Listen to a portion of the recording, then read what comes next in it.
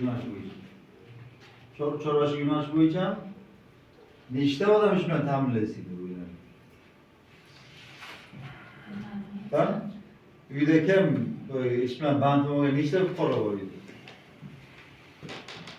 O'zi bandamat o'zi bekor bo'lgan. Ya o'zingizni band qildingiz-ku, mana o'zingizni band qildingiz. Yani qaynilari bor, ular ish bilan ta'minlaydi. Kamida ikkita odam ish bilan ta'minlashingiz Kamida kerak. ikkita odam ish bilan ta'minlaydi.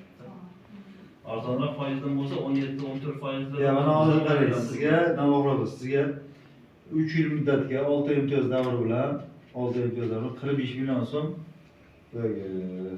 chorvachilik rivojlantirish uchun kiritashamiz, xudo xolasa. Jo'natamiz. Shunga chorva olasiz, to'g'rimi? Nima yo'nalish bo'yicha olasiz? Go'sht yo'nalish bo'yichami yo sut yo'nalish bo'yicha olasiz? Nima bo'ladi?